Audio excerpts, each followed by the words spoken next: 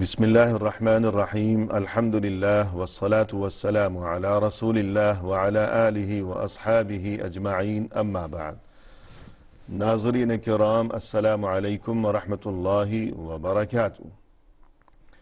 تفہیم دین کی اس محفل کے ہمراہ ہم حاضر خدمت ہیں۔ آج کی اس ملاقات میں ہمارے ساتھ تشریف فرما ہیں محترم مہمان جناب شیخ شہاب اللہ بہادر صاحب، جو کہ معروف علمی شخصیت ہیں۔ تو آئیے ناظرین، ہم آپ مل کر اپنے اس پروگرام میں ان کا استقبال کرتے ہیں۔ السلام علیکم شیخ۔ وعلیکم السلام ورحمۃ اللہ وبرکاتہ۔ ہمارے پروگرام میں آپ تشریف لائے، جو کہ ہمارے لیے انتہائی باعث مسرت ہے، لہذا ہم آپ کے شکر گزار ہیں اور کہتے ہیں کہ جزاکم اللہ خیرا۔ اللہ بارک فیکم ووفقنا للخیر۔ آمین یا رب۔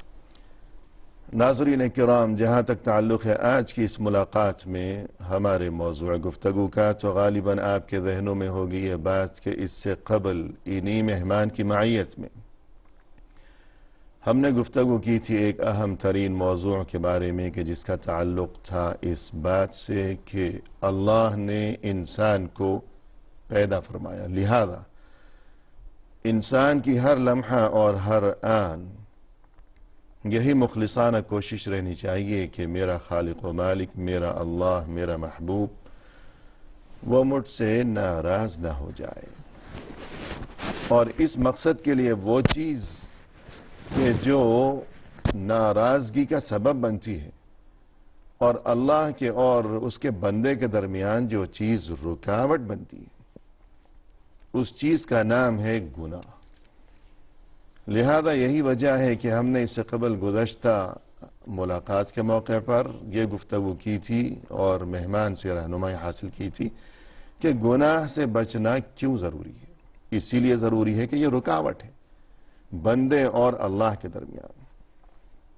آج کی اس ملاقات میں اسی موضوع گفتگو کو مزید آگے بڑھایا جائے اپنے محترم مہمان کی زبانی، تو آئیے انہی کی زبانی رہنمائی حاصل کرتے ہیں۔ تو شیخ، آج کی اس ملاقات میں ہم چاہیں گے کہ آپ اس بارے میں کچھ ارشاد فرمائیے گا کہ انسان پر مختلف قسم کی صفات اور کیفیات طاری ہوا کرتی ہیں بقول اہل علم، اور پھر ان کیفیات کے طاری ہونے کے بعد انسان سے جب مختلف قسم کے گناہ سرزد ہوا کرتے ہیں تو ان گناہوں کی بھی اسی مناسبت سے مختلف کیفیات ہوا کرتی ہیں۔ کوئی گناہ اس زمرے میں آتا ہے، کوئی اس زمرے میں، کوئی شیطانی زمرے میں، کوئی چوپایوں کے زمرے میں۔ تو اس سلسلے میں مزید رہنمائی اگر ہو جائے، وضاحت ہو جائے تو بہت اچھا رہے گا۔ جزاکم اللہ خیر۔ بسم اللہ الرحمن الرحیم، والحمد للہ رب العالمین، والصلاة والسلام علی سید المرسلین وعلی آلہ وصحبہ اجمعین، اما بعد۔ یہ بات تقریباً سبھی جانتے ہیں، یا ہے کہ اب یہ بات ڈھکی چھپی نہیں ہے، اور انسان غور کرے تو یہ سمجھتا ہے کہ انسان ایک چھوٹا سا دنیاوی زندگی کا پورا ایک مظہر ہے۔ جی، چھوٹا سا عالم انسانی کو، ایک انسان کو بھی ایک چھوٹی دنیا کہا جاتا ہے۔ جی بے شک۔ چھوٹی، جیسے دنیا میں آپ جانور دیکھتے ہیں، بادشاہ دیکھتے ہیں، رعایا دیکھتے ہیں، شیطانیت دیکھتے ہیں، انسانیت دیکھتے ہیں، جانور پن دیکھتے ہیں، وحشی لوگوں کو دیکھتے ہیں، خیر دیکھتے ہیں، شر دیکھتے ہیں، شر دیکھتے ہیں۔ اس انسان کے اندر یہ ساری صفات بیک وقت موجود ہیں۔ کسی میں ایک چیز غالب ہے، دوسری مغلوب ہے، کسی میں برعکس، لیکن ہے سب میں مجموعہ موجود ہے۔ جی، اور یہی انسان انہی حساب سے کبھی جانور بن جاتا ہے، کبھی وحشی انداز میں پیش آتا ہے، کبھی عدل و انصاف کا پرتو نظر آتا ہے، اور کبھی ظلم و زیادتی کا بہت بڑا مظہر بن جاتا ہے۔ جی، شیطان کیا، شیطان بھی پناہ مانگنے لگتا ہے، جیسے لوگ کہتے ہیں اس کے برے اعمال کی بنیاد پر۔ جی، تو یہ انسان اپنی جگہ پر چونچوں کا مربع ہے، اور اس کے نتیجے میں اس کے اعمال کے حساب سے ایسے ہی جو کام سرزد ہوتے ہیں، جی، جب وہ ارتقاء انسانی کے اعلیٰ مراتب پر ہو تو بہت اچھا ہوتا ہے، صحیح، اور جب پستی کے اسفل مراتب پہ آ جائے تو بہت ہی بڑا شیطان بن جاتا ہے۔ اسفل سافلین۔ تو اسی صورت میں اب اس کے انہی اوصاف اور اس کے یعنی خلقی کیفیات یا اسی طرح سے اس کے اعمال کو دیکھتے ہوئے گناہوں کی بھی تقسیم چھوٹی بڑی ہے، صحیح ہے جی، اور اسی انداز سے اس کے جو کام آتے ہیں وہ سب کام بھی طرح طرح کے چھوٹے بڑے برے کاموں کی بھی تفسیر ہوتی ہے۔ جی تو اس طرح سے انسان اپنے اخلاق و عادات کے حساب سے، اوصاف کے حساب سے مختلف انداز کی زندگی اختیار کرتا ہے، اور جی اسی حساب سے اس کے کام بھی ہوتے ہیں۔ لیکن ہمیں چونکہ آج توبہ کرنے کی مجلس آپ نے قائم کی ہے، جی تو بجائے کہ محاسن بیان کریں، صحیح ہے محاسن کو چھوڑ کے ہم سیئات، اس کی برائیوں کو بیان کریں کہ کس صفت میں کیا برائی نکلتی ہے جی جس سے توبہ کرنے کی ضرورت ہے۔ جی، کیونکہ ہمارا اصل موضوع جی آج ہاں، یہی ہے کہ گناہوں سے بچنے کی ضرورت کیوں ہے۔ ہاں، اس لیے کہ ہم نے جب کہا کہ انسان ایک چھوٹی دنیا ہے، صحیح دنیا کی تفصیل میں جائیں گے تو بہت لمبی بات ہوگی، جی ہاں، لہذا ہم ایک مخصوص قسم کی بات کرنا جی، چاہتے ہیں۔ یعنی آج کی اس محفل میں توبہ جو ہے یہ ضمنی اور ثانوی موضوع ہے۔ ہاں، توبہ کے بارے میں مستقل گفتگو انشاءاللہ آئندہ کسی ملاقات میں کریں گے۔ آج یہ ہے کہ گناہوں سے بچنا ضروری کیوں ہے۔ کیوں ہے، اور ان کی صفات کی بنیاد پر کیا کیا گناہ سے جی سرزد ہوتے ہیں۔ جی بالکل تو اس کی ایک صفت ہم بتایا کہ اس کے اندر ایک صفت ربوبیت ہے، یعنی اونچا رہنا چاہتا ہے، صحیح ہے بڑا ربوبیت یعنی پالنہار بننا چاہتا ہے، بڑا بننا چاہتا ہے، اور اپنے آپ کو سب سے اونچا رکھنا چاہتا ہے، کسی جی منصب کی بنیاد پر، یا کہ اپنے زجاہ کی بنیاد پر، یا اپنے مال و زر کی بنیاد پر، کسی بھی بنیاد پر ہو، تو یعنی اس یہ کے کیفیت طاری ہوتی ہے، تاریخ ہوتی ہے، وہ اور ہے بھی۔ کیفیات جو ہم جاننا چاہتے ہیں آپ سے۔ اب اس کے نتیجے میں صحیح۔ نکلتا کیا اس سے؟ تو ایک کیفیت بعض اوقات انسان پر ایسی طاری ہوتی ہے کہ وہ سمجھتا ہے کہ میں تو سب سے بڑا ہوں، بڑا، اور ربوبیت جسے کہتے ہیں کہ باقی سب حقیر ہیں، ہاں، اب اس اور کے میں نتیجے ایسا میں ویسا۔ نکلتا بہت بھائی کئی کے ایسے بڑے کام سرزد ہو جاتے ہیں غلطیوں کے۔ جی، تو یہ کیفیت طاری ہونے کے بعد وہ کیا کرتا ہے؟ ہاں، وہی اسی، اگر یہ جی کیفیت انسان کے تصور میں یہ ہو کہ میں سب سے بڑا ہوں، جی میں ہی ان سارے لوگوں کو کھلاتا پلاتا ہوں، میں ہی ان سب کا خرچہ دینے والا ہوں، اب روزی جی کہنا تو روزی تو نہیں دیتا، لیکن صحیح ہے، سمجھتا ہے، وہ صحیح بات سمجھتا ہے کہ میں ان سب کو رزق دیتا ہوں، جی یا کہ میں بذات خود بہت ہی اچھی صلاحیت کا مالک ہوں، جی یا سوچتا ہے کہ ہم چھوٹے درجے کے نہیں، ہم بڑی جگہ پر رہیں گے۔ جی۔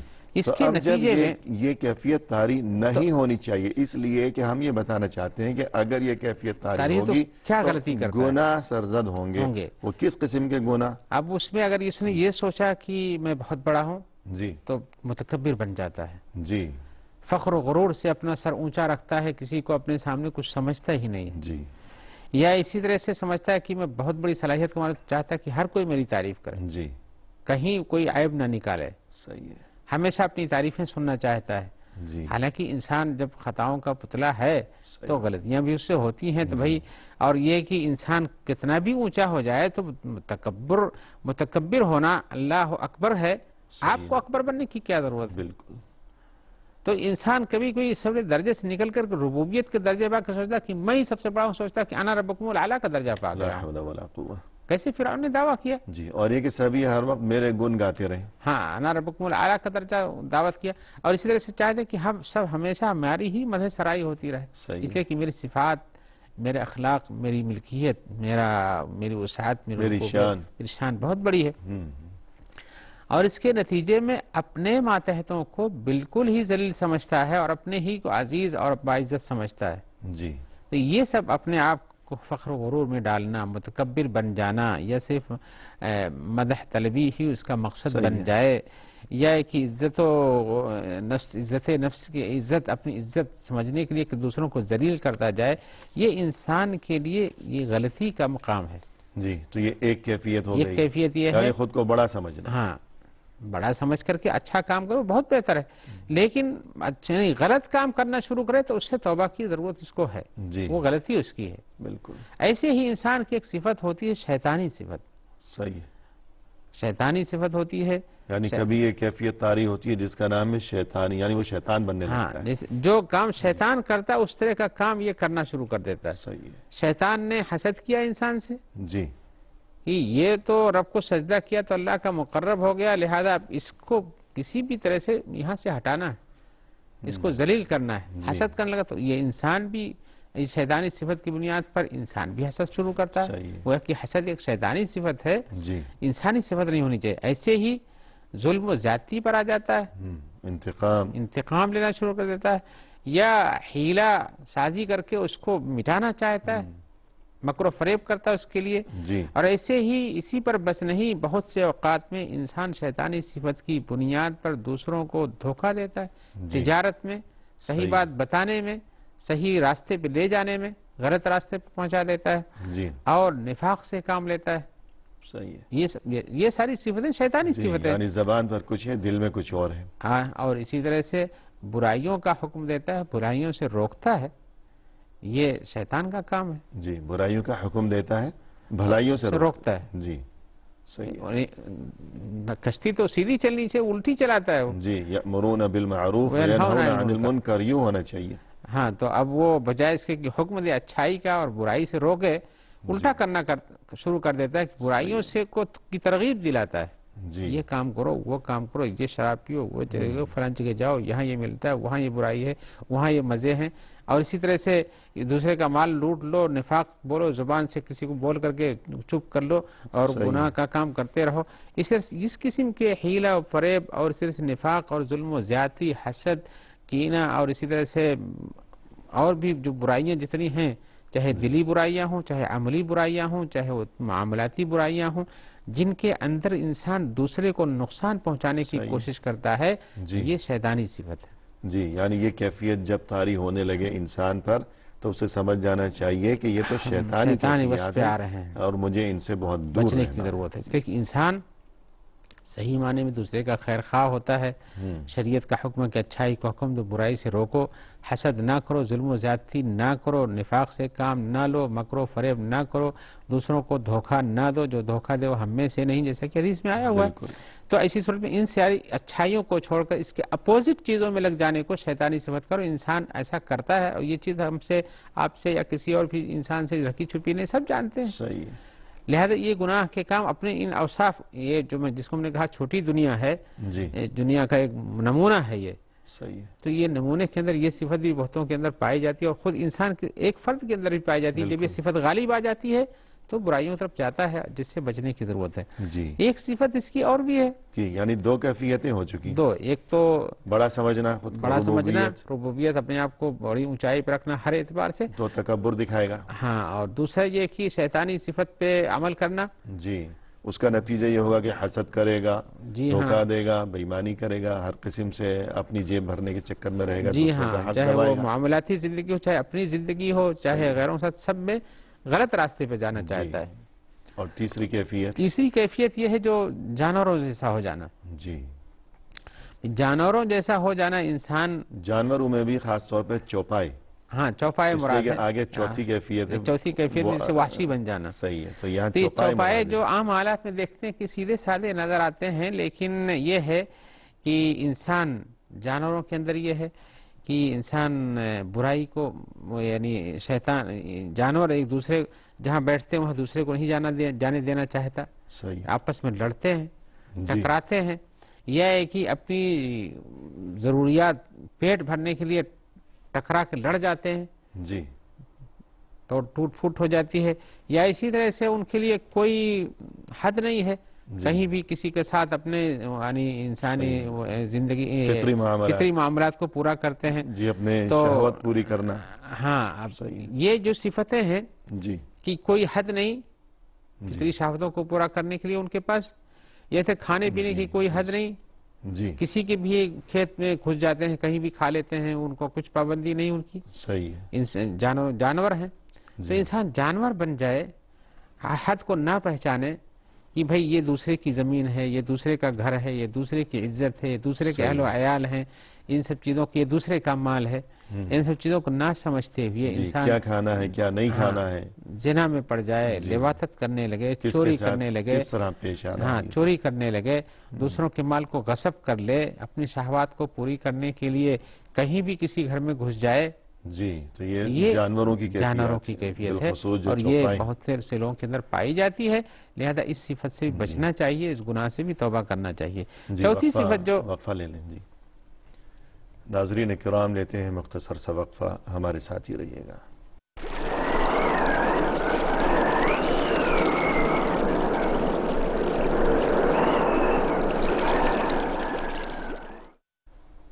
محترم ناظرین، وقفے کے بعد ہم حاضر خدمت ہیں، تو موضوع کو مزید آگے بڑھانے کی غرض سے آئیے مہمان کی جانب رجوع کیا جائے۔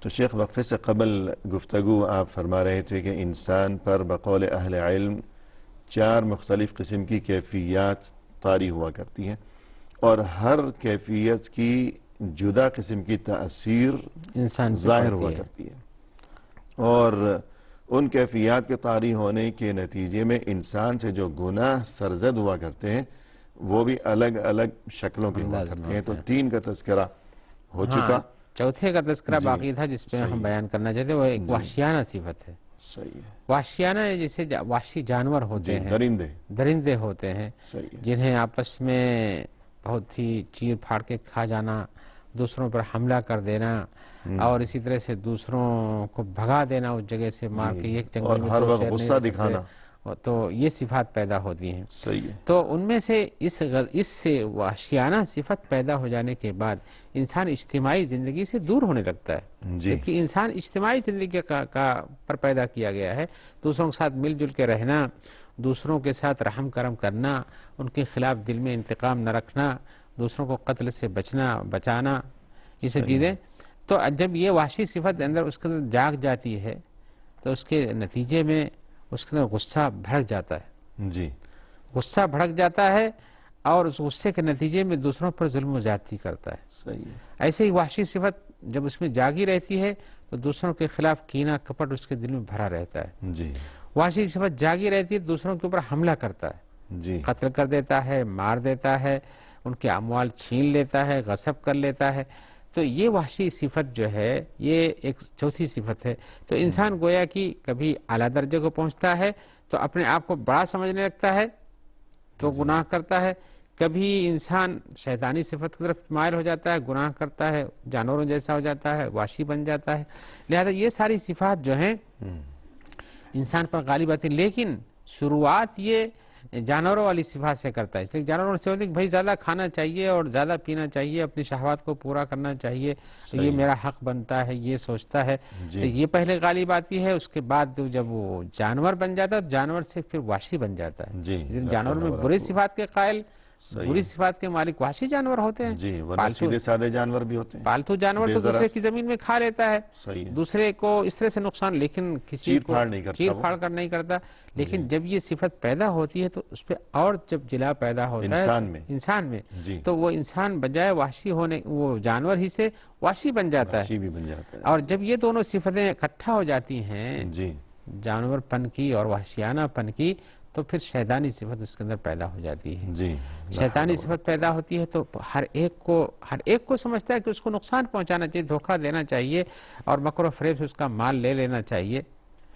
تو اب یہ پیدا ہوتی، پھر اس کے بعد جب یہ بھی ہو جاتا ہے کہ چلو ہم بہت کامیاب ہیں، کسی کو بھی دھوکہ دے لیتے ہیں، کسی کے مال پہ قبضہ کر لیتے ہیں، اپنی چرب زبانی کے ذریعے سے غلط چیزوں کو بھی صحیح ثابت کر لیتے ہیں، خوب حجت اور قیاس کرتے ہیں ابلیس کی طرح سے۔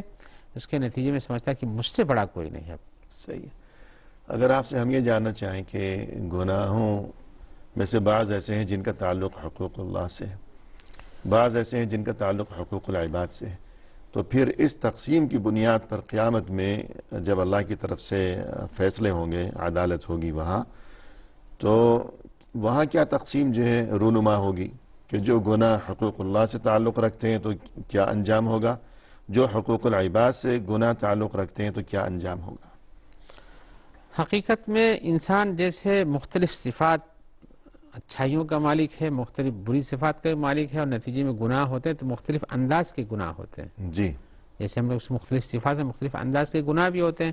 ان میں سے بعض گناہ ہو سکتے ہیں جو اللہ کی جناب میں کرتا ہو، صحیح، اور بعض گناہ ہے جو اللہ کی مخلوقات کے درمیان کرتا ہو۔ یہ مخلوقات مختلف قسم کے ہو سکتے ہیں، انسان بھی، جانور بھی، دوسری زمین کے اندر ساری چیزیں جو پیدا کی ہیں اللہ ان سب کے ساتھ بھی ظلم و زیادتی کرتا ہے وہ۔ تو اس قسم کی جو چیزیں ہیں، کچھ چیزیں جو ہیں جو انسان اب اللہ اور اپنے درمیان گناہ کا کرتا ہے، اور ان میں سے کچھ چیزیں ہوتی ہیں جو دل سے تعلق رکھتی ہیں، جیسے غلط سوچتا ہے، بدعت پر عمل کرتا ہے، اور اس کچھ آنکھوں کے ذریعے گناہ کرتا ہے، کچھ زبان سے کبھی غلط الفاظ بولتا ہے، کبھی اپنے ہاتھ و پیر سے گناہ کرتا ہے، اور یہ گناہ بھی اللہ کے جناب میں بھی ان سے کرتا ہے۔ اللہ نے جن چیزوں سے روکا ہے ان کو کرنا، زبان سے کفر کے کلمات ادا کر دینا، یہ اللہ کے جناب میں گناہ ہے۔ ایسے ہی آنکھوں سے بجائے اس کے کہ اچھی چیزوں کو یعنی دیکھنے کے بجائے بری چیزوں کو دیکھنا گناہ ہے۔ تو اب ان گناہوں کے نتیجے میں انسان کے اوپر جو جزا متعین ہوتے ہیں وہ کئی انداز کے ہیں۔ اسی لیے اس سلسلے کی ایک حدیث حضرت عائشہ رضی اللہ تعالیٰ عنہ کی ہے، وہ کہتی ہیں کہ اللہ کے نزدیک کے 3 قسم کے دفتر ہیں، 3 رجسٹر ہیں۔ ایک رجسٹر تو وہ ہے جس کے بارے میں اللہ کو کوئی پرواہ نہیں، بھائی تم نے کیا اس رجسٹر میں جو کچھ درج ہے کوئی بات نہیں، اور دوسرا رجسٹر یہ ہے جس میں اللہ تعالیٰ اس میں سے کچھ نہیں چھوڑتے، سب کا حساب ہوتا ہے۔ اور تیسرا رجسٹر یہ ہے جس کو میں اللہ تعالیٰ کے یہاں معافی لکھی نہیں کرتی، بلکہ اس رجسٹر میں جو کام درج ہیں ان کی معافی نہیں ہو سکتی۔ یعنی انسانوں کے بارے میں، انسانوں کے اعمال کے بارے میں، انسانوں کے اعمال کے نتیجے میں انسان کے لیے 3 رجسٹر بنے ہوئے ہیں، تینوں میں طرح طرح کے اعمال ان کے کاموں کی نوعیت کے حساب سے درج ہوتے ہیں۔ تو یہ ایک رجسٹر تو وہ ہے جس کو اللہ تعالیٰ، جس کو میں نے تیسرا بتایا، جس کو اللہ تعالیٰ کبھی معاف نہیں کرے گا، وہ شرک ہے۔ انسان نے شرک کیا ہوگا تو اس رجسٹر کے اندر جو شرکیہ کام درج ہیں ان کی معافی نہیں ہوتی ہے۔ اللہ تعالیٰ فرماتے ہیں انہ من یشرک باللہ فقد حرم اللہ علیہ الجنہ، جس نے بھی اللہ کے ساتھ شرک کیا اللہ نے اس پر جنت کو حرام قرار دے دیا ہے۔ یہ سورہ مائدہ کی آیت نمبر 72 میں ہے۔ اور ویسے بھی دوسری جگہ بھی اس کے بارے میں آیا ہوا ہے کہ اللہ تبارک و تعالیٰ سب کچھ معاف کرتے ہیں مگر شرک نہیں معاف کریں گے۔ تو شرک معافی کا جس کے پاس ایسا رجسٹر ہو جو شرک والا رجسٹر ہے اس کی تو معافی کے امکانات ختم ہو جاتے ہیں۔ اس کی مثال یوں دی جا سکتی ہے کہ فرض کیجئے دنیا میں کوئی بادشاہ ہے، اب اس کے سامنے مختلف قسم کے مجرم پیش کیے گئے، کسی کا بڑا گناہ، کسی کا چھوٹا گناہ۔ کوئی مجرم ایسا ہے کہ جو اس بادشاہ کو یوں کہے، یا اس کا جرم یہ ہے کہ وہ کہتا ہے کہ میں اس بادشاہ کو بادشاہ مانتا ہی نہیں، میرا بادشاہ تو یہ نہیں ہے، کوئی اور ہے، کوئی اور، تو کیا اس کھاتا کو پیتا اس کا ہے، لیکن کہتا ہے کہ یہ میرا بادشاہ نہیں، میں اسے نہیں مانتا، اور عالم بغاوت بلند کیے ہوئے، تو کیا بادشاہ کی طرف سے اسے معافی نصیب ہوگی؟ قطعاً نہیں، اس لیے کہ اس سے زیادہ حق کا منکر کون ہو سکتا ہے؟ کہ وہ تو اسے بادشاہ ہی نہیں مان رہا، ساری نعمت اس کی ہے، اور اس کے باوجود بھی کہتا نہیں تمہیں نہیں مانتا ہوں، میں عبادت دوسرے کی کروں گا۔ یا یوں کہے کہ میں آپ کو بھی بادشاہ مانتا ہوں مگر ایک دوسرے کو بھی آپ کے ساتھ مانتا ہوں۔ شرک کرتا ہے، ایک تو کافر ہو جاتا ہے اور دوسری شکل میں مشرک ہو جاتا ہے، جبکہ اس کو یہ کام سب کچھ وہ دیتا ہے، پیدا اس نے کیا ہو، بنایا اس نے ہو، اس کے اس میں ہو، تو پھر اس کے بعد کہو کہ نہیں تمہارے ساتھ دوسرا بھی ہمارا ایک رب ہے، کیسی بات تسلیم ہو سکتی ہے؟ اللہ تعالیٰ اپنے ساتھ شرک کو پسند نہیں فرماتے ہیں۔ تو بلا شبہ اس کی مثال ایسے ہوئی کہ جیسا لیتا ہے تو جیسا کرتا ہے اس کا نتیجہ کیا ہے؟ اس کا نتیجہ تو قتل ہی ہے، ہلاکت ہے، معافی نہ ہونا ہے۔ یا مثلا یوں کہ بچوں سے کتنی بھی بڑی غلطی ہو جائے ماں باپ آخر معاف کر دیتے ہیں، لیکن اگر کوئی بچہ یہ کہے کہ آپ تو ہمارے ابو نہیں ہیں، کوئی اور ہمارے ابو ہیں، یہ تو وہی بات ہے کہ جب اصلی حقیقت کا منکر ہو جائے تو وہ سزا ایسی ہے جس میں انسان کو معافی نہیں ملتی ہے۔ تو شرک والا معاملہ یہی ہے، شرک والا معاملہ اسی طرح سے ہے کہ اس کی معافی نہیں ہوتی ہے۔ جس رجسٹر میں شرک لکھا ہوگا وہاں معافی نہیں ہے، فیصلہ ہو چکا۔ دوسرا رجسٹر یہ ہے جس کے بارے میں اللہ کہتے ہیں کوئی پرواہ نہیں، تم نے کیا ہم چھوڑ دیتے ہیں۔ صحیح ہے۔ وہ یہ ہے کہ انسان کو اللہ نے حکم دیا تھا کہ بھئی تم نیکی کرو، فرائض پورا کرتے ہو، اس کے بعد یہ نیکی کرو، وہ نیکی کرو، ایسا کرو، ویسا کرو، اور انسان اس میں سست ہے، نہیں کر پاتا ہے۔ یعنی اللہ کے ان احکام کو جو اللہ کو راضی کرنے کے لیے اور مزید ہوتے ہیں، فرائض کا چھوڑنا تو بہت بڑا گناہ ہے اصل میں، لیکن اس کے بعد جو نوافل ہیں، جو اور استحبابی کام ہیں، ان سب کو نہیں کرتا ہے اور اس میں بالکل ہی یعنی کوتاہ ہے، تو اسی صورت میں اللہ تعالیٰ اس کو کوئی پرواہ نہیں، ٹھیک ہے۔ یعنی جن میں سے اکثریت کا تعلق حقوق اللہ کے ساتھ، حقوق اللہ جن کو ہم کہتے ہیں مختصر انداز میں، تو اللہ کے جو حقوق بندوں پر ہیں ان حقوق کے اندر کمی واقع ہوتی ہے اس سے، تو اس کے نتیجے میں اللہ تبارک و تعالیٰ چونکہ بہت رحیم و کریم ہے، اپنے بندوں کے ساتھ ہے، اس کے اس حقوق کو نہ پورا ہوتے ہوئے بھی اس پر انتقام نہیں لیتے ہیں. جی، یعنی غالب گمان یہ ہے کہ معافی مل جائے گی. معافی مل جائے گی. انشاءاللہ. لیکن چونکہ اللہ تعالیٰ عدل و انصاف کرنے والے ہیں، جی لہذا ایک تیسرا رجسٹر جو ہے جی جس کا تعلق حقوق العباد سے ہے، جی تو حقوق العباد والا رجسٹر جو ہے، چونکہ وہاں عدل و انصاف کا معاملہ ہے، صحیح ہے. اس کا حق اس نے دبا لیا، اس کا حق اس نے دبا لیا، فیصلہ کرنا ہے، تو فیصلے میں تو وہی بات بتائی جائے گی جو صحیح ہے. جی لہذا ایسا رجسٹر جس میں کچھ چھوڑا نہیں جائے گا، سب کا حساب ہوگا، وہ حقوق العباد کا رجسٹر ہے. جی لہذا بندوں کا آپس میں دوسرے پر ظلم کرنا اور اسی طرح سے ان کے بارے میں کوتاہی سے کام لینا، حقوق کو غصب کر لینا، نہ دینا، اور اس میں بہت سارے گناہ ہیں حقوق العباد کے جن کی تفصیل میں نہیں جا سکتے. جی لیکن یہ ہے کہ جو کچھ ان چیزوں میں سے ہیں حقوق العباد میں سے، ان کی معافی کا طریقہ کار وہی ہے کہ انسان جن کے حقوق ہیں ان کو واپس کرے، یا ان کے بارے میں یا اتنے نیکی کیا ہے کہ وہاں ان کو جہاں پر حقوق العباد دیے نہیں جا سکتے اس مادی کیفیت میں، عینی کیفیت میں، تو نیکیوں کے ذریعے واپس کیا جا جی. سکتا ہے. لیکن یہ موقع دنیاوی زندگی میں لیکن یہ دنیاوی زندگی کے اندر تو انسان کو بلا شبہ ہونا ہی چاہیے کہ اس رجسٹر کو کلین رکھے اپنے صحیح ہے. گناہوں سے. ایسے گناہوں سے نہ بھرے جن کی معافی نہیں ہوتی، نہ ایسے گناہوں سے بھرے جن کا مکمل حساب ہونا ہے. جی اور اللہ کی جناب میں اس کو پہلے سے ڈرنا چاہیے تاکہ اس کو اچھی توفیق مل سکے. جی، یعنی یہ نہیں حقوق کہتے کہ العباد کا جو معاملہ ہے اپنا رجسٹر دنیا میں صاف رکھے، صاف رکھنا چاہیے کہ کسی کا دل نہ دکھائے، کسی کو دھوکہ نہ دے، کسی کو حقیر نہ سمجھے، اور کسی کا کوئی حق نہ دبائے. یہ تمام چیزیں جن کا تعلق بندے اور اللہ کے درمیان نہیں ہے، بلکہ بندوں کے آپس کے تعلقات اور حقوق سے جو چیزیں منسلک ہیں، تو اس معاملے میں اپنے رجسٹر کو درست رکھیں. کیونکہ اس معاملے میں ایک ایک چیز کا، جیسے محاورے میں کہا جاتا ہے کہ پائی پائی کا حساب ہونا، تو یہ بہت نازک معاملہ ہے. ہاں، تو یہ پائی کا حساب ہی حقوق العباد میں خاص طور سے فٹ آتا ہے. جی ورنہ اللہ تبارک و تعالیٰ کے جو حقوق ہیں جی اس میں بہت سارے گناہ اللہ تعالیٰ معاف کر دیتے ہیں، جی. لیکن ان گناہوں میں ایک گناہ جو شرک کا ہے اور کفر ہے، یہ معاف وہ نہیں پہلے سے طے شدہ طے بات شدہ ہے ہے. کہ اس کا رجسٹر الگ ہے. ان اللہ لا یغفر ان یشرک بہ ویغفر ما دون ذلک لمن یشاء. لمن یشاء. یہ دو تقسیم ہے کہ اللہ تبارک و تعالیٰ اس کو نہیں معاف کرتے کہ اس کا شرک کیا جائے، صحیح ہے. اور کفر اس سے بڑا درجہ ہے، وہ بھی معاف نہیں ہوتا ہے. وَيَغْفِرُ مَا دُونَ ذَلِكَ ذَلِكَ لِمَن لِمَن يَشَاءُ. اس يَشَاءُ. کے علاوہ جو اور گناہ ہیں جن کو چاہے گا اللہ تعالیٰ معاف کر دے گا، جن کا چاہے گا اس پہ عذاب دے گا، اللہ کی مشیت اور اختیار میں ہے. جی لیکن شرک کے بارے میں فیصلہ قطعی ہو چکا ہے صحیح کہ ہے. اس کی معافی نہیں ہوتی ہے. جی حقوق العباد میں سے وہ بھی معاف نہیں ہوتے ہیں، ان کے معافی کرانے کے وسائل اور ذرائع ہیں، ان کو اختیار کرنا چاہیے. لیکن وہ دنیا کی زندگی میں، دنیا کی زندگی میں ہاں، آخرت میں بھی ایک ذریعہ ہے کہ بہت ساری نیکی کیے رہو گے تو شاید وہاں انسان کے لیکن وہ امکانی بات ہے. ہاں تبادلہ ہو جائے گا، جی. نہیں تو گناہ لاد دیے جائیں گے. صحیح. لیکن وہاں چھٹکارا پانے کا کوئی ایسا ذریعہ نہ خسارے کے ساتھ جی یا خسارے کو لادنے کے ساتھ جی. لیکن دنیا کی زندگی میں یہ معاملہ صاف ہو جانا چاہیے. اور اگر دونوں میں سے کوئی ایک مر گیا، معاملہ صاف نہیں ہوا، تو پھر یہ راستہ بند ہو جائے گا. ہاں، راستہ بند ہو جاتا ہے، اس لیے کہ انسان دنیا کی زندگی میں اس کے پاس ممکن وقت موجود ہے کہ وہاں اپنے اس گناہ کی صفائی کرا سکے.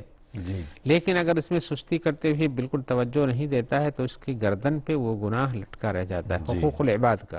صحیح ہے. لہذا حقوق العباد کے گناہ کے بارے میں انسان کو بہت محتاط رہنے کی ضرورت ہے. جزاکم اللہ خیرہ. تو وقفہ لے لیں. ٹھیک ناظرین، لیتے ہیں مختصر سا وقفہ، ہمارے ساتھ ہی رہیے گا.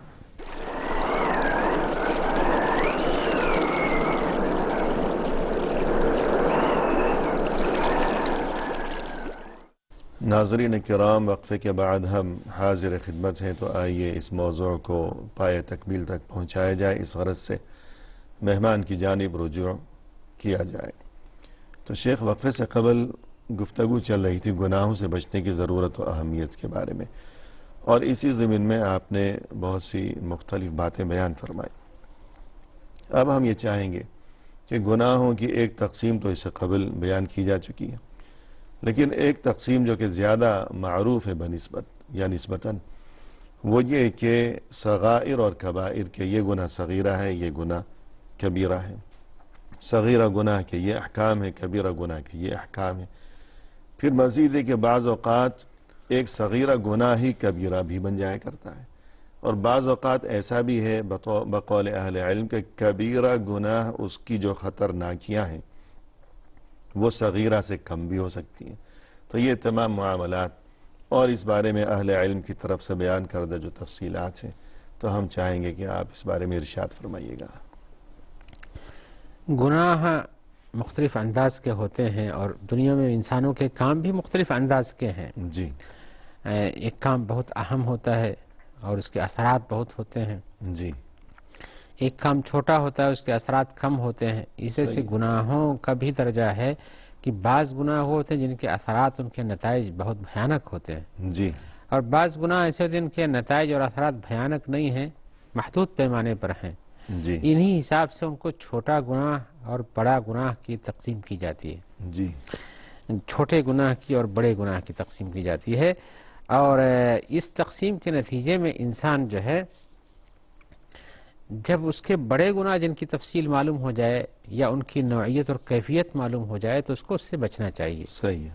اس سلسلے میں ہم کچھ حدیثیں آپ کو بتائیں گے جس سے پتہ چلے گا کہ گناہ کبیرہ کیا ہیں، جی اس لیے کہ صغیرہ گناہوں کی لسٹ تو بہت لمبی ہے، جی لیکن گناہ کبیرہ جو بہت بڑے بڑے بھیانک درجے کے گناہ ہیں ان کو جاننا ضروری ہے تاکہ انسان اس میں نہ پڑ جائے، اس لیے کہ گناہ کبیرہ کے بعد اس کے ہلاکت کے اسباب اس میں بہت زیادہ ہوتے ہیں۔ جی تو ایک حدیث جو حضرت ابو ہریرہ کی اس سلسلے میں ہے، اس لیے کہ کبیرہ اور صغیرہ کی تقسیم اور تعین بھی شریعت ہی کرتی ہے، جی ہم اپنے انداز سے نہیں کر سکتے، لہذا شریعت کے حساب سے ہم اس کی حدیثیں سناتے ہوئے بتاتے ہیں کہ حضرت ابو ہریرہ کی حدیث میں آیا ہوا ہے اجتنبوا السبع الموبقات، اللہ جی کے رسول فرماتے ہیں کہ 7 بڑے بڑے ہلاکت میں ڈال دینے والی چیزوں سے بچو جو انسان کو برباد کر دیتی ہیں۔ جی پھر لوگوں نے پوچھا کہ اللہ کے رسول صلی اللہ علیہ وسلم وہ کیا ہیں؟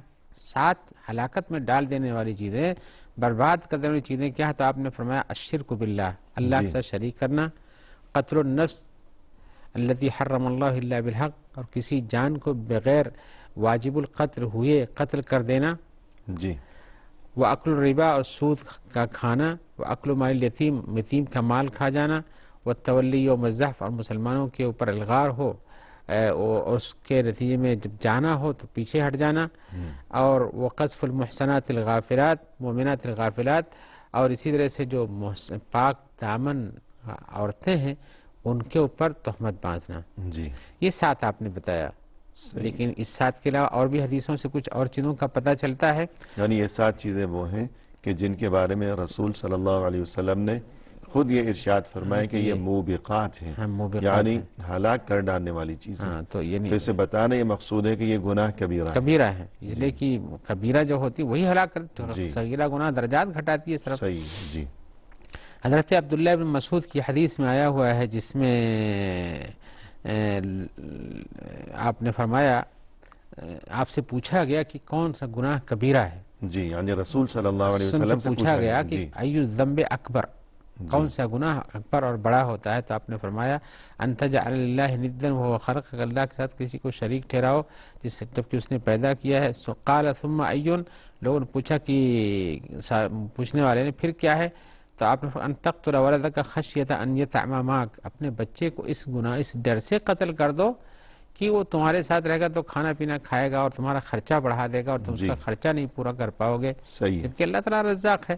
تو یہ بھی گناہ کبیرہ ہے، ہم، اور اس وہم میں دنیا کے بیشتر لوگ پڑے ہوئے ہیں۔ صحیح ہے کہ کھائے گا کہاں سے، ہاں، کھائے گا کہاں سے، اس کا انتظام کہاں سے کریں گے، اور وہ پیدا کیا اللہ نے تو اس کو روزی کون دے گا، یعنی ہم کہاں سے لائیں گے؟ بجائے خوش ہونے کے اور یہ کہ اسے پیار اور محبت و شفقت دینے کی بجائے اس غم میں پڑ جاتے ہیں کہ جو بھی نیا بچہ آیا کہ اب یہ کھائے گا کہاں سے۔ ہاں، قتل کر دیتے ہیں اس کی جی، مار زندگی ڈالتے ہیں۔ مار ڈال، تقتل ولدک خشیۃ، یہ زمانے جاہلیت میں بھی رواج تھا آج بھی ہے۔ جی، اور موجودہ دور میں بھی اس ترقی کرتے کے ہیں اور لوگ۔ روشن دور میں بھی۔ ہاں، روشن خیال لوگ جو کہ کہتے ہیں کہ سب کچھ ہم ہی کما کے کھلاتے ہیں۔ جی صحیح ہے۔ اور پھر اس سے پوچھا گیا کہ پھر اس کے بعد کون سا درجہ ہے؟ ان تزانی حلیلۃ جارک، اپنے پڑوس کی عورت کے ساتھ، یعنی اپنے پڑوسن کے ساتھ زنا کرنا۔ جی تو اس میں آپ نے 2 گناہوں کا اور اضافہ فرمایا، ایک تو تقتل ولدک خشیۃ املاق، اپنے بچوں کو روزی یعنی خرچ یعنی فقیری کے ڈر سے کہ ہم کہاں سے کھلائیں گے، فقیر ہو جائیں گے، قتل کر دینا، یہ گناہ کبیرہ ہے. اور اسی طرح سے پڑوس کی عورت کے ساتھ زنا کرنا، یہ بھی گناہ کبیرہ. وہ ساتھ اور دو کو ملائیے تو 9 ہو جاتے ہیں. جی ایسے ہی تیسری حدیث میں یہ پڑوسی کی بیوی کے ساتھ برائی، تو اس کی کیا خاص بات ہے؟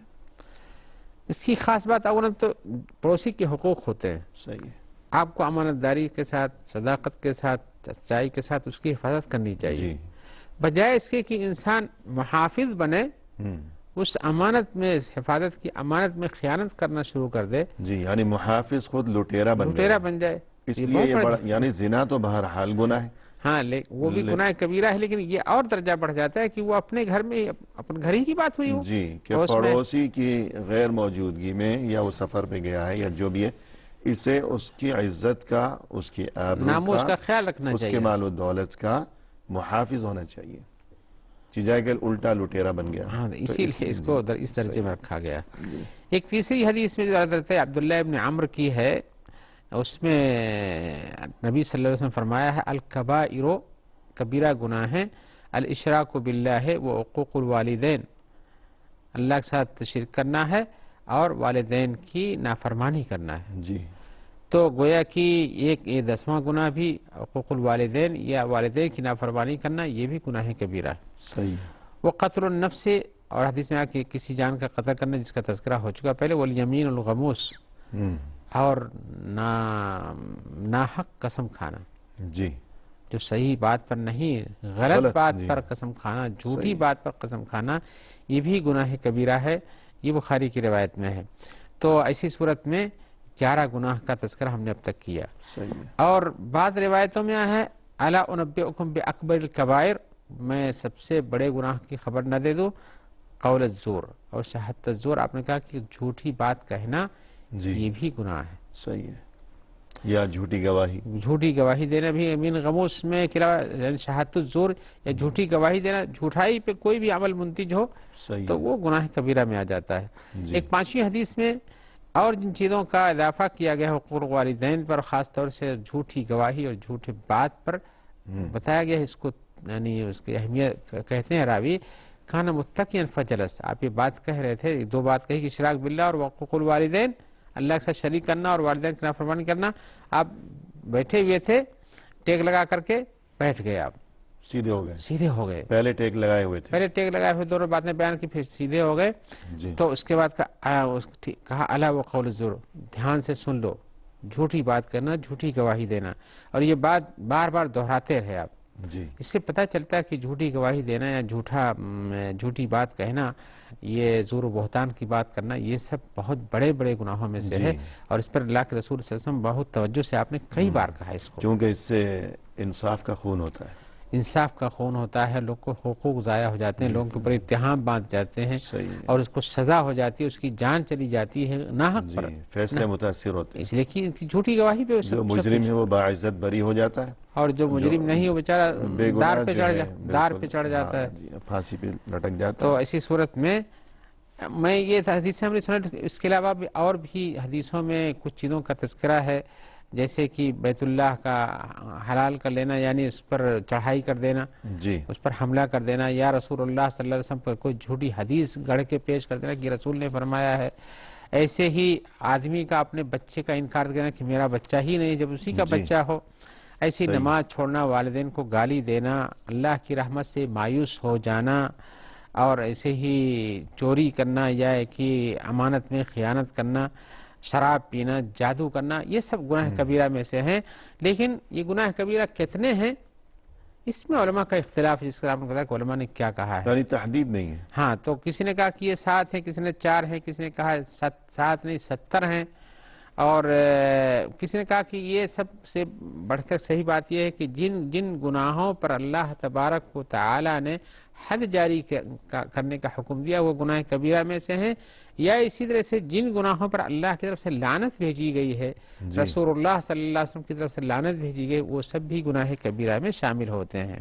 جی. اور کسی نے یہ کہا کہ جن پر جہنم کی وعید سنائی گئی ہے، ہاں وہ بھی گناہ کبیرہ میں سے، اس لیے کہ وہ تو مخلد فی النار یا کہ داخل فی النار ہو جائے گا. جی. لیکن یہ بات طے نہیں ہے. ہاں لیکن یہ بات اپنی جگہ پر ہے کہ صحیح معنی میں کبیرہ گناہ کون کون سے، علماء نے کتابیں لکھی ہیں اس پر. اب مثلا والدین کی نافرمانی، ان کا دل دکھانا، نہ اس پر کوئی حد یا سزا مقرر ہے، اور اسی طرح جو دوسری تعریفیں علماء نے بیان کی ہیں. ہاں اس لیے وہ تعریفیں صحیح ہر چیز کو شامل نہیں ہوتی ہیں. صحیح. اب مثلا یہ کہ اکل مال الیتیم، حدیث میں وضاحت ہے کہ یتیم کا مال کھا جانا یہ گناہ کبیرہ ہے، لیکن اگر کوئی یتیم کو مار رہا ہے تو وہ بھی گناہ ہوگا. وہ بھی گناہ ہے.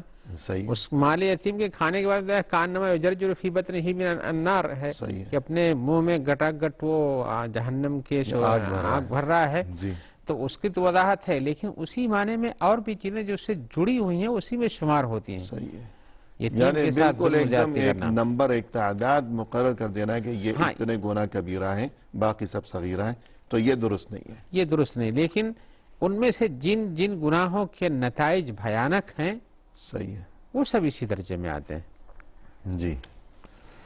کچھ اہل علم نے یہ تفصیل بھی بیان کی ہے کہ کچھ گناہ ایسے ہیں جن کا تعلق زبان سے ہے، کچھ کا دل سے ہے. ہاں اب یہ گناہ جو ہم نے بیان کیے ہیں ان میں سے مختلف انداز کے ہیں. کبھی ہاتھ سے آدمی کرتا ہے اور کبھی زبان سے کہتا ہے جسے اتہام باندھتا ہے، اور کبھی عملی طور پر عمل کرتا ہے، کبھی زبانی طور پر بھی کہتا ہے. جی. تو اس سلسلے میں ابو طالب مکی ایک عابد و زاہد ہیں اور وہ عالم آدمی، انہوں نے کہا ہے کہ یہ 17 قسم کے ہیں. ہم نے حدیثوں کے اندر غور کر کے جو اکٹھا کیا 17 گناہ نکلے. تو ان میں سے 4 دل کے اندر پائے جاتے ہیں. دل کے کون سے گناہ؟ ایک تو شرک کرنا. جی. گناہ پر اصرار کرتے رہنا بھی گناہ کبیرہ بن جاتا ہے. صحیح ہے، قائم رہنا ہے. ہاں. جی. صغیرہ گناہ پر ہمیشہ وہی کیجئے، کرتے رہیے، آپ کو معلوم ہے کہ گناہ ہے یہ گناہ، لیکن کچھ دیر نہیں، جی، کیے جا رہے ہیں تو یہ بھی گناہ کبیرہ بن جاتا ہے. اللہ کی رحمت سے مایوس ہونا بھی. اور 4 زبان کے اندر ہے جھوٹی گواہی دینا، اتہام لگانا، یا جھوٹی قسم کھانا، یا جادو کرنا. یا اسی طرح سے 3 پیٹ کے اندر ہیں شراب وغیرہ پینے کی بات ہے. 2 انسان زنا اور لواطت کے گناہ ہیں جو شرمگاہ سے تعلق ہیں. 2 ہاتھوں میں قتل و سرقہ کرنا ہے، اور ایک ہی اور پیروں کی طرف بھی گناہ کرتا ہے. اور وقوق الوالدین یہ ہر اعتبار سے کر سکتا ہے. لہذا اس قسم کے گناہ بھی بہت سارے ہیں جن کو مختلف انداز میں مختلف جگہ پیش آتے ہیں. ٹھیک ہے، یہ کچھ تفصیل ہو گئی اس بارے میں کہ گناہ صغیر اور گناہ کبیرہ، لیکن گفتگو باقی ہے. انشاءاللہ آئندہ کسی ملاقات کے موقع پر اس سلسلے میں آپ سے رہنمائی حاصل کی جائے گی. انشاءاللہ. فی الحال ہم اختتامی موقع پر تہہ دل سے آپ کے شکر گزار ہیں کہ آپ تشریف لائے اور استفادے کا موقع دیا. اللہ تعالیٰ آپ کے علم میں، آپ کی عمر میں مزید خیر و برکت عطا فرمائے. اور اسی کے ساتھ محترم ناظرین، اختتامی موقع پر تہہ دل سے ہم آپ کے بھی شکر گزار ہیں کہ آپ نے ہمارا یہ پروگرام دیکھا. اور اس موقع پر آپ سے ہمارا یہ وعدہ بھی ہے کہ انشاءاللہ آئندہ ملاقات کے موقع پر انہی مہمان کی معیت میں اسی موضوع کے ساتھ ہم دوبارہ حاضر خدمت ہوں گے. اس وقت تک کے لیے دیجیے اجازت اللہ کے حوالے. وآخر دعوانا ان الحمد للہ رب العالمین.